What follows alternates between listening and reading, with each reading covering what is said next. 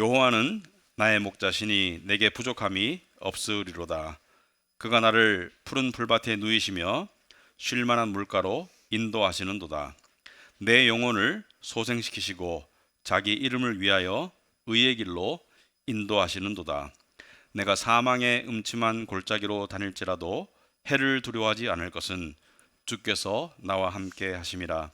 주의 지팡이와 막대기가 나를 안위하시나이다. 주께서 내 원수의 목전에서 내게 상을 차려주시고 기름을 내 머리에 부으셨으니 내 잔이 넘치나이다. 내 평생에 선하심과 인자하심이 반드시 나를 따르리니 내가 여호와의 집에 영원히 살리로다. 아멘. 앉으시기 바랍니다. 기도하도록 하겠습니다. 할렐루야. 하나님 아버지, 하나님께서 2024년도도 하나님께서 인도하셨고 또 많은 우여곡절이 있었지만 하나님의 뜻 가운데 모든 것이 지나왔다고 믿습니다. 2025년을 맞이하면서 저희들이 오늘 말씀을 통해서 목자 되시는 여호와 하나님의 사랑과 또 저희들이 그 하나님을 어떻게 믿고 따라야 할지를 다시 한번 점검하고 또 믿음을 다지고 다짐하는 그런 시간 될 수 있도록 주님 도와주시옵소서. 성령께서 이 시간 우리의 마음을 주관하여 주시옵시고 제 입술을 제 생각을 주관하여 주시옵소서. 예수님 이름으로 기도합나이다. 아멘. 네, 우리가 새해가 되면 옛날에는 일반적인 분위기가 소망을 많이 얘기해요. 소망. 올해 이런 소망을 가지고 있습니다. 그런데 언제부터인가 특히 우리나라는 지금 세계 주목을 받고 있는 이슈가 조금 몇 가지 있죠. 안타깝게도 우리나라는 올해는 어떤 불안한 일이 터질까 이런 염려를 많이 하는 것 같아요. 그렇죠? 올해는 어떤 불안한 일이 생길 수 있을까. 그래서 걱정하는 일들이 많고 한데 사실 그 불안감은 불확실성과 연결이 되어 있죠. 그래서 많은 불확실성 속에 놓여 있기 때문에 지금 우리 사회가 사실 뭐 정치적으로나 사회적으로나 경제적으로 많은 불확실성에 놓여 있기 때문에 사람들이 많이 불안해하고 또 개인적으로도 그런 상황을 맞이하는 사람들도 있으리라고 생각합니다. 그런데 우리가 이거 불확실성을 살아가는데 필요한 것이 무엇이냐면 사람은 그렇거든요. 중요한 것 한 가지가 확실하면 그것보다 상대적으로 덜 중요한 것들은 불확실해도 살아갈 수 있습니다. 근데 중요한 것 한 가지가 불확실하면 나머지가 확실해도 별 도움이 안 되겠지만 이 세상에서 많은 것들이 불확실하다 할지라도 정말 중요한 것 한 가지가 확실하고 그 확실함에 대한 확신을 가질 수 있다면 그것을 믿음이라고 부르겠죠. 우리는 어떤 불확실함도 견딜 수 있다 그렇게 생각합니다. 그래서 오늘 말씀을 시편 23편을 생각해 봤습니다. 여러분 그 작년 말에 우리나라에 뭐 다 아시겠지만은 최근의 일이니까 작년 말이라 봤자 며칠 전의 일이죠. 몇 주 전의 일이고 상당히 그 예측 불가능한 일들이 연달아 일어나고 있어서 지금 세계적으로도 뉴스거리가 되고 있고 그래가지고 사람들이 되게 불안해하고 있습니다. 그리고 사회가 갈라져 있고요. 그런데 이 모든 우리 사회 지금 문제의 원인이 뭐냐 도대체 이게 정치인의 문제냐 아니면은 기업의 문제냐 어떤 사람의 문제냐 그러니까 이 근본적인 원인은 죄 때문입니다. 죄 때문이에요. 죄로 망가진 세상 속에 살기 때문에 이런 여러 가지 불합리하고 또 예측 못할 그런 일들 그리고 또 악한 일들 그리고 안타까운 일들이 발생하는 것이죠. 근데 시편 23편 오늘 볼 말씀을 쓴 시편 23편의 기자도 이 다윗 왕이거든요. 다윗 왕의 삶도 상당히 불확실했고 불안했습니다. 대표적으로 다윗 왕은 사울 왕의 살해 위협 때문에 수년간을 국외로 도망다니고 산으로 도망다니면서 굉장히 불안한 삶을 살았고요. 아마도 자기 일생에서 다윗 왕의 일생에서 가장 힘든 순간 가장 견디기 어렵고 수치스럽고 그리고 예측이 안 됐던 상황은 바로 압살롬에 의한 아버지의 왕좌를 빼앗고 아버지를 심지어 죽이려고 했던 그 반란이 아마 가장 뼈아픈 그런 사건이었을 것인데 이 모든 것을 겪었던 다윗 왕이 그렇지만 한 가지는 확실하다. 오늘 1절에 보시면은 여호와는 나의 목자이시다. 이 한 가지 확실한 사실에 대한 확신을 가졌기 때문에 다윗은 오늘 나머지 고백을 하고 있는 것입니다. 여호와는 나의 목자이시다. 천지 만물을 지으신 여호와 하나님이 나의 목자이시다. 나와 연결되어 있고 나를 아시고 나를 보살피시며 나를 인도하시고 나를 이 세상 끝을 넘어서서 영혼까지 책임지실 것이다. 이것 하나 때문에 다윗은 세상의 모든 불확실함, 심지어 죽음의 고비, 위기까지 다 견디고 이길 수 있었습니다. 만일 여러분이 오늘 제가 하는 말씀 중에 다른 모든 것을 잊어버리더라도 여러분이 예수 그리스도를 믿고 여호와가 여러분의 하나님이시고 여호와가 여러분의 목자이시라는 것을 마음으로 조금이라도 믿을 수 있게 된다면 여러분은 엄청난 은혜를 받을 수 있다고 생각합니다. 여호와는 나의 목자이시다. 그러므로 내가 부족함이 없으리로다. 여러분, 이 구절 우리가 많이 좋아하죠. 시편 23편 우리가 많이 좋아하는 시편이고 우리가 많이 암송하는 시편이고 여호와는 나의 목자시니 내게 부족함이 없으리로다. 근데 이 말씀의 뜻이 뭘까요? 많은 사람들이 이 말씀을 좋아하지만 사실 속으로 받아들이기 어려워하는 사람도 있습니다. 왜냐하면 나에게는 여전히 많은 부족함이 남아있는데, 여전히 내가 원하지만 이루어지지 않은 부족함들이 남아있는데,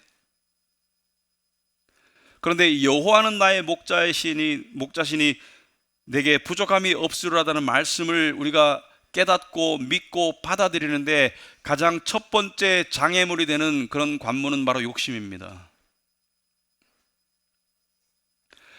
욕심을 가지고 있으면 이 말씀을 받아들일 수가 없습니다. 그래서 우리는 욕심이 믿음의 가장 커다란 적 중에 하나라는 것을 항상 기억하고 욕심과 싸워 나가지 않으면 믿음 생활을 해나갈 수 없겠습니다. 그러나 그것보다 또 더 깊은 또 장애물이 있어요. 그것은 뭐냐면 이 말씀을 읽었을 때 우리는 인본적으로 이 말씀을 해석하려고 하기 때문에 나의 필요를, 나의 부족함이 없다는 것은 나의 필요가 채워졌다는 것인데, 나의 필요를 내가 아는데 그 필요를 하나님께서 채워주시기를 원한다. 하나님께서 채워주시면 감사하고 채워주지 않으시면 불편하고 그런 상태에 머물고 있으면 여전히 이 말씀을 깨달을 수 없습니다. 왜? 내가 아는 나의 필요가 항상 채워지는 경우는 거의 드뭅니다. 그렇다면 이 말씀이 사실이라면 무엇이 잘못되었기 때문에 여전히 나는 이 말씀을 실제적으로 믿지 못하는 것일까? 그것은 우리가 인본주의적으로 이 말씀을 보고 있기 때문인데 하나님 중심으로 볼 줄 알아야 돼요. 여러분, 양과 목자가 있습니다. 그러면 양의 진정한 필요를 양이 알까요? 목자가 알까요?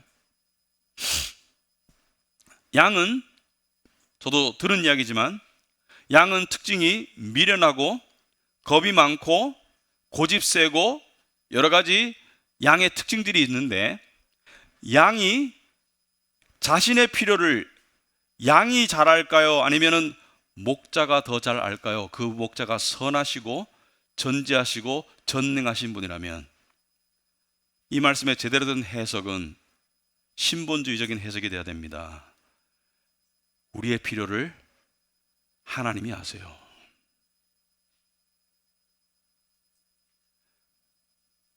그래서 피상적으로는 우리를 먹이시죠.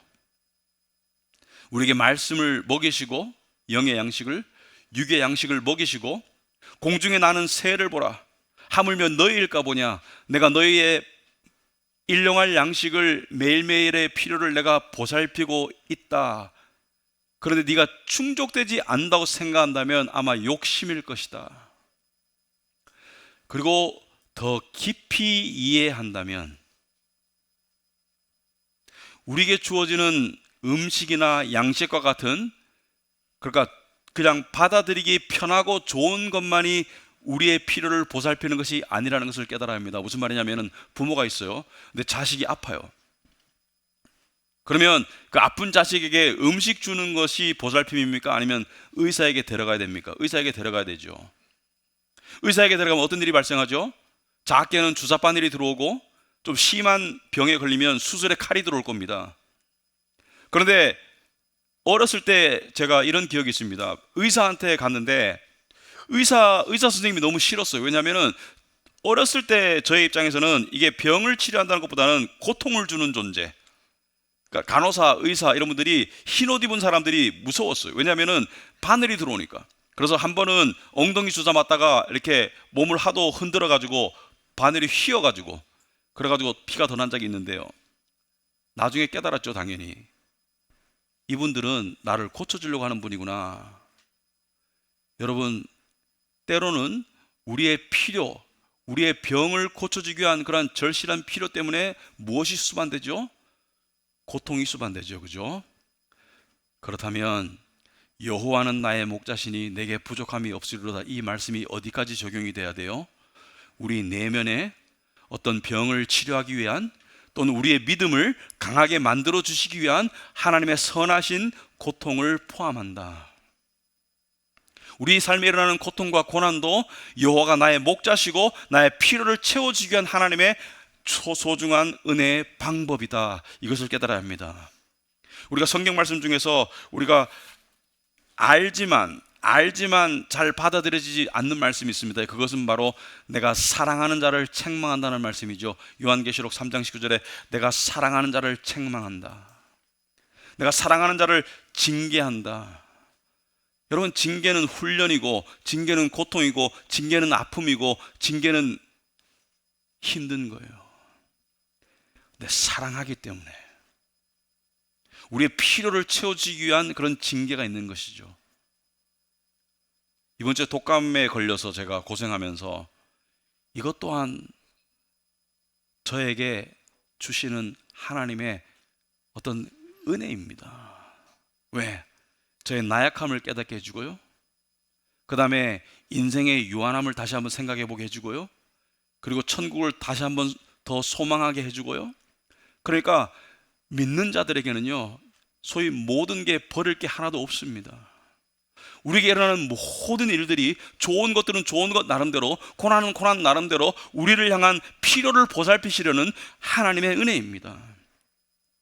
그래서 다윗은 자신의 인생에서 많은 여러 가지 좋은 일들과 불행한 일들을 겪었지만, 힘든 일들을 겪었지만, 그것을 통해서 뭐예요? 여호와가 나의 목자시고 내게 부족함이 없다는 것을 깨달았어요. 때로는 우리의 욕심을 고쳐주시기 위해서 하나님께서는 우리에게 실패를 허용하십니다. 때로는 우리의 교만을 꺾게 하기 위해서 하나님께서는 우리에게 안 좋은 일이 일어나게 하실 때도 있습니다. 그러니까 우리가 믿음의 눈으로 바라보면 어떤 일도 우연히 쓸데없이 우리를 단지 해치려고 발생하는 일은 아무것도 없습니다. 왜? 모든 것이 합력하여 선을 이룬다고 했습니다. 특정한 것만 합력하여 선을 이루는 것이 아니라 모든 것이 합력하여 선을 이루기 때문에 우리의 삶 속에, 가정 속에, 직장 속에, 교회 속에, 국가 속에 어떠한 일이 일어나든지 간에, 여러분, 지금 우리 국가 속에서 겪는 이러한 상황을 놓고 우리는 무엇을 깨달아야 돼요? 국가를 위해서 기도도 해야 되지만 무엇을 깨달아야 돼요? 우리가 속한 나라의 왕이 예수님인 것이 감사돼야 돼요. 예수님이 우리의 진정한 대통령이고 왕이라는 것이 감사가 돼야 됩니다. 그래서 오늘 시편에서 다윗은 2절부터 5절까지 여호와 하나님께서 어떻게 양들을 보살피시는가를 이야기하고 있고, 6절은 자신의 확신과 또 결단이라는 적용에 관한 말씀이 되겠습니다. 하나씩 살펴보자면 2절에 그가 나를, 여기서 주어가 다 그예요. 여호와 하나님이 주어예요. 여호와 하나님이 주체적으로 하세요. 그가 나를, 목자가 양을 푸른 풀밭에 누이시며, 자, 푸른 풀밭은 먹고 쉬는 곳입니다. 충분히 먹고 쉬는 것이고, 쉴 만한 물가도 마찬가지예요. 마시고 쉬는 것입니다. 우리 양이 쉼을 얻기 위해서는 먹고 마셔야 되는데, 우리가 영적으로 말씀을 먹고 마시지 않으면 예수님께서 말씀하시기를 나는 생명의 떡이고 내가 생명의 음료다. 예수 그리스도 되시는 살아계신 말씀을 먹고 마시지 않으면 양에게 진정한 평강과 쉼은 없습니다. 세상은 이렇게 얘기하죠. 이루어라, 성공해라, 더 가져라, 그러면 너에게 쉼이 있을 것이다. 천만의 말씀요. 세상을 추구하면 욕심의 노예가 될 뿐입니다. 욕심은 절대로 우리에게 쉼을 주지 않습니다. 우리의 목자가 우리에게 쉼을 주십니다. 3절에 내 영혼을 소생시키시고 자기 이름을 위하여 의의 길로 인도하시는도다. 영혼의 소생, 여러분 영혼의 소생이 우리에게 얼마나 자주 일어나야 되는지 몰라요. 우리는 얼마나 자주 낙심의 늪에 빠지고 얼마나 자주 죄의 어둠 속에 갇히고 우리의 영혼이 얼마나 자주 쓰러지는지 몰라요. 의심의 소용돌이에 쓰러지고 우리의 영혼이 얼마나 자주 넘어져 있는지 몰라요. 그리고 넘어져서 신음하는지 몰라요. 그런데 우리 스스로 일어날 수 없기 때문에 여호와께서 무엇을 통해서 우리를 소생시키자면 생명의 말씀을 통해서.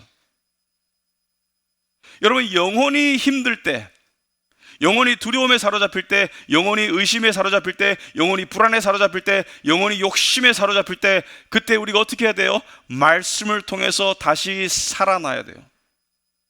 말씀을 통해서. 이것은 추상적인 일이 아닙니다.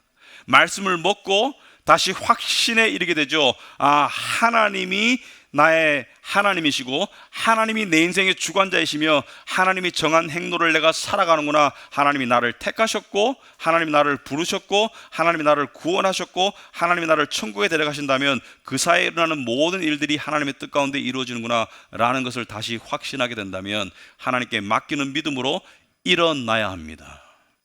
하나님께서 우리를 일으켜 세워주십니다. 그럴 때 우리에게는 내적인 에너지가 생기고요, 생기가 돌게 되겠습니다. 이것은 추상적인 일이 아니라 실제적으로 일어나는 일이에요. 이사야는 이렇게 말하고 있습니다. 40장 31절에 오직 주님을 소망으로 삼는 사람은 새 힘을 얻으리니 독수리가 날개를 치며 솟아오르듯 올라갈 것이다. 여기서 올라간다는 것은 영혼의 소생과 비슷한 의미죠. 독수리가 날개쳐 올라가는 것처럼, 솟아오르는 것처럼 우리가 다시 올라갈 것이다. 새로운 힘을 얻을 것이다. 이것이 영혼의 소생이고 영혼의 소생이 필요해요. 영혼의 소생은 휴가로 주어지지 않습니다. 영혼의 소생은 말씀으로 주어집니다. 그러므로 우리는 말씀을 먹어야 돼요. 특히나 지금 우리 사회에는 쓰러져 있는 사람들이 많아요. 여러 가지 일들 때문에 쓰러져고 낙심해 있는 사람들이 많습니다. 그런데 이 속에서 우리가 믿는 자들이 믿는 자들로 서려면, 의인은 7번 쓰러져도 8번 일어나는 그 의인의 삶을 살려면 우리는 말씀을 먹고 살아야 합니다. 4절에 내가 사망의 음침한 골짜기로 다닐지라도 해를 두려워하지 않을 것은, 사망의 음침한 골짜기는 양이 길을 가다가 사망의 골짜기, 그러니까 왜 사망의 골짜기냐면 어둡고 좁기 때문에 맹수에게 잡아먹히기가 쉽습니다. 마귀가 우는 사자처럼 으르렁거리는 그런 영적으로 다치기 쉬운, 영적으로 속수무책인 그런 단계에 놓일 수가 있습니다. 그런데 사망의 음침한 골짜기로 다닐지라도 그러니까 피해를 두려워하지 않을 수 있는 이유는 주께서 나와 함께 하심이라. 주께서 나와 함께 하심이라. 목자가 함께 하기 때문에 주의 지팡이와 막대기가 나를 안위하시나이다. 그의 지팡이가 막대기가 맹수를 쫓고 양을 지키기 때문에 양이 안심할 수 있다는 것이죠. 그러므로 여러분이 사망의 음침한 골짜기, 그것이 직장이든 어떤 생활이든 상황이든 환경이든 경제적이든 어떤 상황 속에서 사망의 음침한 골짜기로 다닌다고 느껴질 때 여러분이 바라봐야 될 것은 상황이 아니라 주님의 막대기와 지팡이를 바라봐야 되는 것이죠. 왜? 그 막대기와 지팡이가 여러분을 지켜준다는 것이죠. 그것은 바로 말씀을 바라보는 것입니다. 약속의 말씀을 바라봐야 돼요. 주님이 여러분과 함께 하십니다. 양은 항상 목자가 자기와 함께 있는지 모를 때가 있어요. 왜? 엉뚱한 곳을 바라보거나 잠자고 있거나 목자가 항상 눈에 보이지 않아요. 하지만 목자의 눈에는 양이 항상 보입니다. 왜? 선한 목자는 양을 눈동자같이 늘 지키고 계시기 때문에. 우리 목자 되시는 주님께서는 실수가 없으시고요, 전능하신 분이기 때문에 우리를 어떤 상황에서도 지킬 수 있습니다. 그러므로 우리는 두려움에 사로잡힐 필요가 없어요. 다윗 왕은 이렇게 얘기합니다. 군대가 나를 대적해 진칠지라도 나는 두려워하지 않고 오히려 안연할 것이다, 이런 생각합니다. 그런데 제가 두려워하는 일이 있어요. 그런 일이 생기면 어떡하죠? 그렇게 우리가 생각하는 이유는 내 인생이나 내 가족의 인생 행로를 내가 너무나 분명하고 확실하게 정하고 있기 때문이에요. 내가 목자가 됐기 때문이에요. 여러분이 여러분의 인생의 목자로 살면 그런 불안감에 휩싸일 겁니다. 여러분의 자식의 목자로 살려고 하면 그런 불안감에 휩싸일 겁니다. 맡기세요. 여러분이 주인이 아닙니다. 여러분이 여러분의 인생의 주인도 아니고 여러분의 자녀의 주인도 아니에요. 하나님입니다. 5절에 주께서 내 원수의 목전에서 내게 상을 차려주시고, 이것은 무슨 말이냐면 맹수가 으르렁거리는데 양이 어떻게 무서워서 풀을 뜯겠어요? 그런데 목자를 너무나 믿기 때문에 맹수가 지켜보는 속에서도 목자가 차려준 그 밥상을 맛있게 먹고 있는 거예요. 왜? 맹수는 으르렁거릴 뿐이지 가까이 접근을 못해요. 왜? 목자가 지키고 있기 때문에. 그러므로 맹수의 으르렁거림 앞에서도 두려워하지 않고 그냥 차려진 밥상을 먹을 수 있다는 것은, 이것은 믿음의 경지입니다. 우리 인생에 일어날 수 있는 가장 불행한, 가장 위험한 시나리오를 한번 생각해 보세요.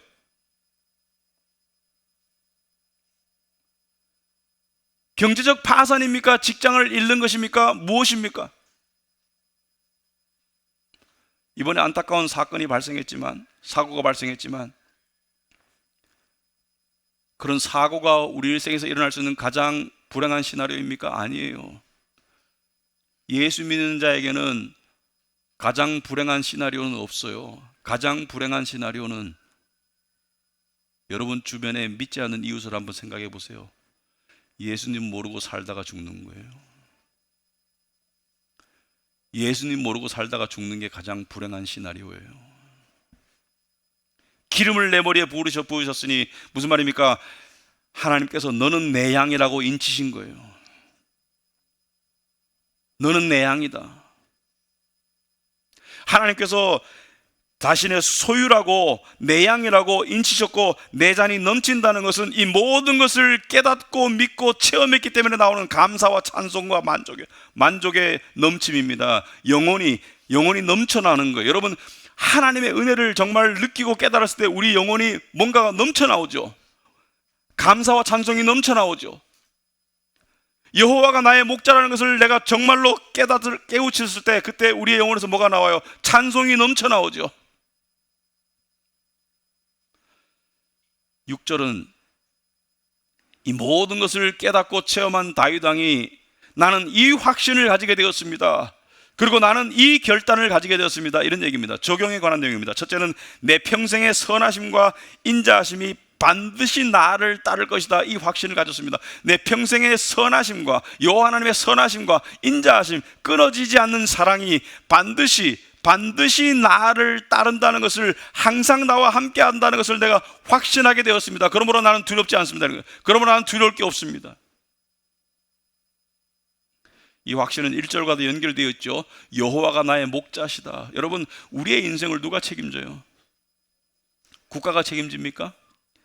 여러분의 통장 잔고가 책임진다고 생각해요? 물론 필요하죠. 하지만 궁극적으로 누가 책임져요? 그런 일이 없기를 바라지만 하도 세상이 흉흉한지라 3차 세계대전이 나면 누가 책임질 거예요? 우리 인생을 누가 책임진다고 생각하세요? 미국이? 한국이? 우리 목자 되시는 예수 그리스도께서 이미 책임지셨습니다. 여러분의 진정한 생명은 이미 하나님 나라에 들어가 있어요. 왜? 바로 하나님의 진정한 어린 양이신 예수께서 이 땅에 오셔서 하나님과 우리 사이를 가로막고 있던 죄와 사망의 문제를 십자가에서 완전하게 해결해 주시고 우리에게 생명을 주셨기 때문에, 우리를 양으로 받아주셨기 때문에, 그분이 죽으심으로 그리고 그분이 부활하심으로 우리가 하나님의 자녀가 되는 길을 열어주셨기 때문에 하나님의 선하심과 인자하심이 반드시 우리를 따라 올 것이다, 함께 하실 것이다. 그래서 결단이 뭐예요? 내가 여호와의 집에 영원히 살리로다. 이게 적용입니다. 여호와의 집에 영원히 산다. 여기서 말하는 여호와의 집은 뭐죠? 이 땅에서는 교회이고 하늘나라에서는 천국이죠.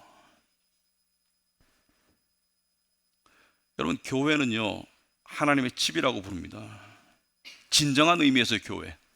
이 건물은 우리 없이는 의미가 없는 거예요. 그죠? 우리 없이는 의미가 없는 거예요.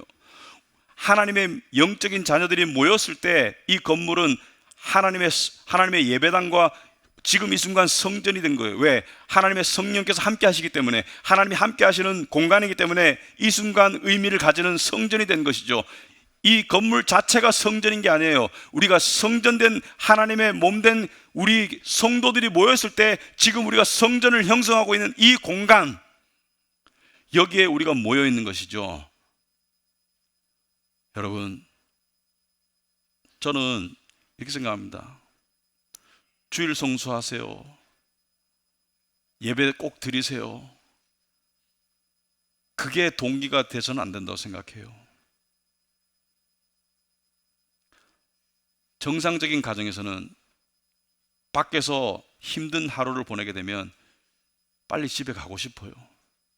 빨리 집에 가서 쉬고 싶고, 마음 통하는 가족들과 함께 오손도손 지내고 싶고, 그게 정상적인 가정이고, 멀리 떠나 있고 또 힘든 여정을 한 경우에는 집에 가는 날을 고대하게 되겠죠. 지상에서는 이곳이 여호와의 집입니다. 우리가 영적 가족이에요. 그러므로 이 날이 기다려지고 오고 싶고, 그리고 충전받고, 그리고 영적으로 소생하고, 여러분, 장작이 활활 타기 위해서는 여러 개가 모여야 되죠. 한 개의 장작이 있으면은 불도 잘 안 붙고요, 쉽게 꺼져요. 근데 장작이 모여서 활활 타는데 그 한 개의 장작을, 꺼져 있는 장작을 던져 넣으면 그 장작에도 불이 확 붙습니다. 왜? 함께 모여 있기 때문에. 그래서 성경 말씀에 그날이 가까움을 볼수록 모이기에 힘쓰라 그러죠. 그죠? 모이기를 피하는 어떤 자들의 습관 같이 하지 말고 그날이 가까움을 볼수록 모이기에 더욱 힘써라. 왜? 그래서 우리가 믿음을 다시 활활 태우고 세상을 이길 수 있는 힘을 얻기 위해서. 그래서 교회가 중요한 거예요.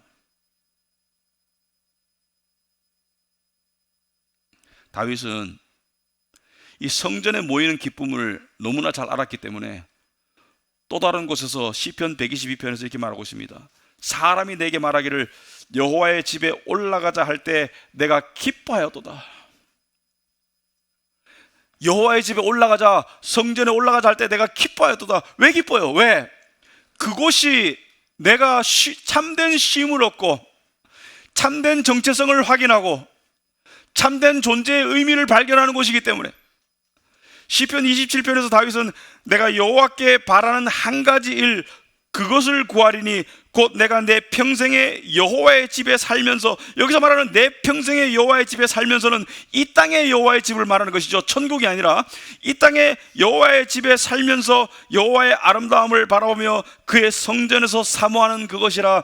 다윗은 많은 것을 가지고 누렸지만 그에게 가장 커다란 기쁨은 여호와의 집에 거하는 것이었어요. 여호와의 집에. 저는 목사이지만 성도입니다.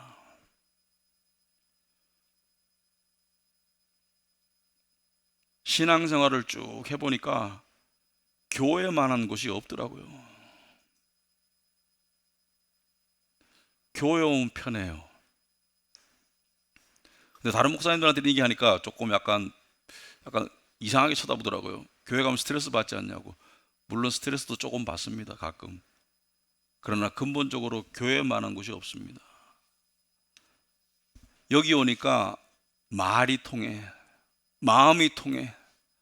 아까도 찬양 드리면서 너무 마음이 뭐랄까요? 말로 할 수 없는 위로가 있고, 이 성가대 성가 들으면서 나도 기쁘고,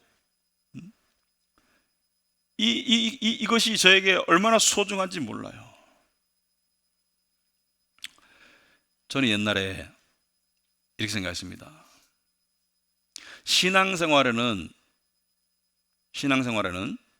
교회에서의 말씀 공급, 예배를 통한 말씀 공급, 성경 공부와 개인 경건을 통한 말씀 공급, 두 개의 바퀴가 있다고 생각했습니다. 두 개의 바퀴가 잘 굴러가야 된다.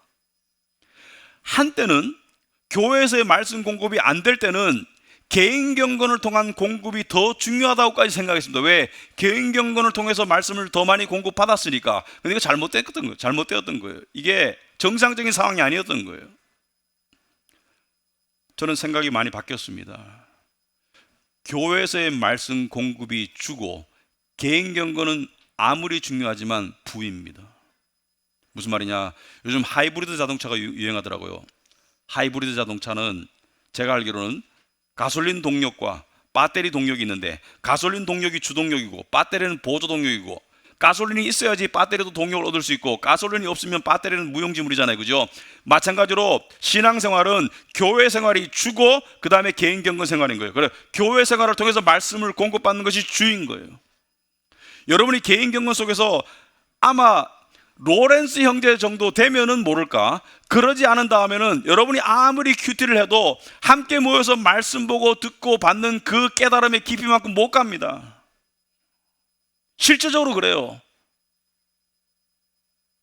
그래서 세상이 점점 더 살기 힘들어지고 점점 더 혼돈스러워지니까 우리는 어떻게 해야 되겠습니까? 여러분, 밖에 나가서 에너지가 더 많이 들 것 같아, 더 힘들 것 같아, 노동 강도가 세질 것 같아. 그럼 집에서 더 어떻게 해야 돼요? 더 든든히 차려입고 더 든든히 먹고 나가야 되죠. 그래서 저는 올해 2025년에 우리 동료 사역자들과 함께 여러분을 말씀을 더 많이 먹이고 싶다. 솔직히 말하면 억지로라도 먹이고 싶습니다. 그래서 여러분도 좀 협조해 주십사. 이것은 여러분과 우리 모두를 위한 일입니다. 내가 말씀을 먹으면 나도 좋지만 내 가족도 좋고 내 교회 식구들도 좋고, 그래서 그런 기회를 많이 만들었습니다. 그래서 올해 한 해 우리 사회가 힘들 거예요. 많은 사람들이 얘기합니다. 힘들 거예요. 작년부터 그랬습니다. 2025년도 힘들 것이다.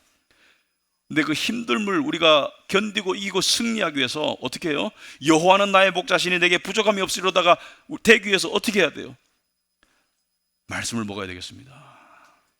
그래서 그런 쪽으로 더 열심을 내시기 바라고요. 예배 핵심입니다. 예배 핵심이고, 각종 성경 공부 나올 수 있으시면 하나의 선생님 나오셔가지고 거기서 공급받고 그렇게 살아가서 올 한해 승리하는 삶을 살 수 있기 바랍니다. 그래서 이 시편 23편의 고백이 올해와 내년과 후년을 살아가면서 점점 더 여러분의 신앙 고백이 되길 바랍니다. 기도하겠습니다. 하나님 아버지 감사합니다. 저희들을 사랑하시는 주님의 은혜에 감사합니다. 하나님 아버지께서 우리에게 구원의 은혜를 베푸셨고 또 그 구원의 은혜를 우리가 누리며 또 믿음 가운데 세상을 이기며 살아갈 수 있도록 살아계신 생명의 말씀을 우리에게 공급하셨습니다. 아버지 하나님, 우리가 믿는 자들로서 이 세상에 굴하지 않고 승리하며 살기 위해서, 그리고 여호와의 선하심과 인자하심을 맛보기 위해서, 그리고 다윗의 고백이 우리의 고백이 되기 위해서 우리가 목자를 따라가는 신실한 양들이 다 될 수 있도록 주님 도와주시고 축복하여 주시옵소서. 우리 가운데 낙심하거나 힘들거나 아픈 양들이 있을 것입니다. 주여 회복시켜 주시옵소서. 주여 도와주시옵소서. 그래야지 우리가 정말 하나님의 자녀로서 세상을 이기고 승리하며 하나님께 찬송과 영광 돌리는 그런 믿음의 사람이 다 될 수 있도록 주님 도와주시옵소서. 예수님 이름으로 기도합나이다. 아멘.